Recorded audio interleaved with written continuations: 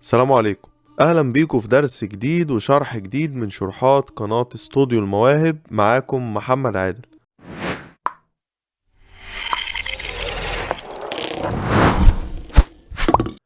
موضوع شرحنا النهاردة هنتكلم عن استوديو 1 فيرجن 6.0.2 أحدث إصدار من شركة بريسونيس. أول حاجة هنتكلم عن أهم المميزات اللي خلت معظم الناس تتجه لبرنامج استوديو 1، وكمان هنشرح إزاي نستخدم البرنامج وإزاي نعرف كارت الصوت ونفتح بروجكت جديد. أول حاجة خلينا متفقين إن مفيش برنامج أفضل من برنامج، كل البرامج بتأدي لنتيجة واحدة او بتأدي لنفس الكواليتي، مفيش برنامج احسن من التاني. انما ممكن تقول في برنامج انت بترتاح له او برنامج بتحب الادوات او التولز اللي موجودة فيه فبتقدر تستخدمه، حافظ ادواته كويس، تقدر تخرج منه نتيجة كويسة. وكمان في نقطة مهمة جدا، كتر تغيير البرامج يخليك تأخر كتير جدا وما تتعلمش. طبعا استوديو 1 برنامج مميز وبرنامج سهل الاستخدام، كمان في واجهة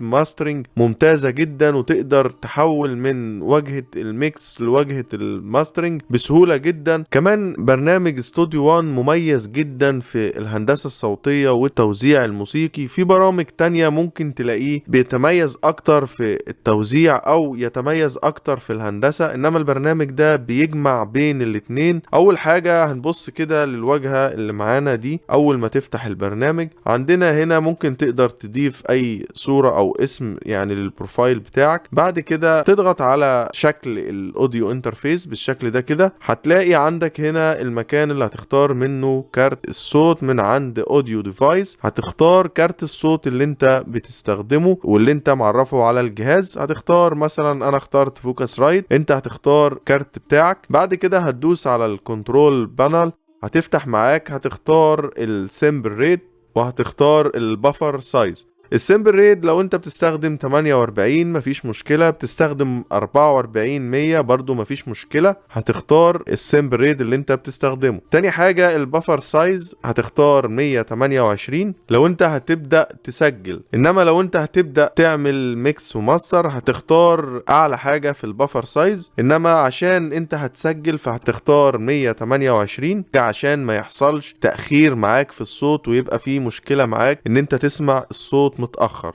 بعد ما تختار البفر سايز والسيمبل ريت هتدوس اوكي. انا كده عرفت كارت الصوت وعملت اعدادات الصوت بتاعتي. هنيجي نبص هنا كده عند الريسنت فايل، دي الملفات الاخيرة اللي انت كنت فاتحها. طبعا انا لسه مسطب البرنامج جديد لسه فيرجن 6. تلاقي عندك هنا ريسنت فايل الملفات اللي انت فتحتها الاخيرة، السونج دي الملفات اللي انت اشتغلت عليها، البروجيكتس دي ملفات الخاصة بالماسترنج. بعد كده هنبص هنا هنلاقي النيو والاوبن. الاوبن لو حابب تفتح مشروع موجود على الجهاز هتدوس اوبن وتختار الملف اللي فيه البروجكت وهتفتحه مباشرة. النيو لو انت حابب تفتح بروجكت جديد. هيفتح معانا اول حاجة التمبلت الخاصة بالبرنامج، في مجموعة من التمبلت الجاهزة هتختار لو حابب تجرب حاجة فيهم هتختار، انما لو حابب تفتح تمبلت انت مصممه او عامله خاص بيك هتخش على اليوزر، هتلاقي التمبلت اللي انت عامله موجود في الجزئية دي هنا كده. طبعا هنبقى بعد كده نصمم تمبلت جاهز ان احنا نفتحه مباشرة. لو انت مش مصمم حاجة هتختار الريكورد اند ميكس، ده يعتبر مشروع فارغ وهتدوس اوكي. قبل ما تدوس اوكي هنبص هنا كده هنلاقي الاعدادات دي لازم نظبطها قبل ما نبدأ نفتح البروجكت. اول حاجة هنختار النيم، نختار اسمه، نختار المكان الحفظ، هنختار السيمبل ريد والبيت ديبس، تختار 24 او 16 برضو حسب راحتك، انا بفضل 24. بعد كده هتختار من هنا بار، والوقت او الطول بتاعك هتختار، انا مختار 4 دقايق، لو العمل بتاعك اكتر من كده هتختار الوقت اللي يعجبك. تنزل شوية كده برضو هتلاقي التيمبو، هتختار السرعة بتاعة العمل بتاعك. التايم سيجنتشر هتختار 4/4 او برضو حسب العمل بتاعك. الكي او المفتاح بتاع الاغنية لو انت مش عارف هتسيبه بعد كده تقدر تختاره. الستريتش اوديو لو علمت عليها اي فايل هتعمل له امبورت هياخد سرعة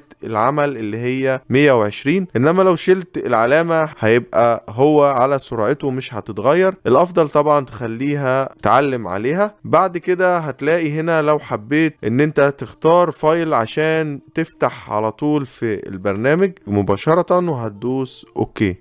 كده فتح معايا البروجكت اللي انا جهزته عشان ابدأ الشغل عليه. البرنامج مميزاته طبعا كتيرة جدا، هنبدأ نتكلم عنها فيما بعد، وهنشرح جزئية في البرنامج وازاي نشتغل عليه ونعمل هندسة صوتية، وازاي كمان نقدر ان احنا نحول ما بين واجهة الميكس والماستر علشان لو حبيت تعمل ماسترنج تبقى العملية سهلة وبسيطة وعارف الادوات اللي هتقدر تتحرك بيها داخل البرنامج. البرنامج سهل الاستخدام، كمان خفيف جدا، برنامج واجهته خفيفة وادواته سهلة جدا في الاستخدام. هنتكلم عنه باستفاضة فيما بعد ان شاء الله في حلقات جاية كتير. اتمنى تكون استفدت من الشرح، واللي ما اشتركش في القناة يشترك ويفعل الجرس عشان يوصلك كل ما يخص الهندسة الصوتية والتوزيع الموسيقي. والسلام عليكم ورحمة الله وبركاته.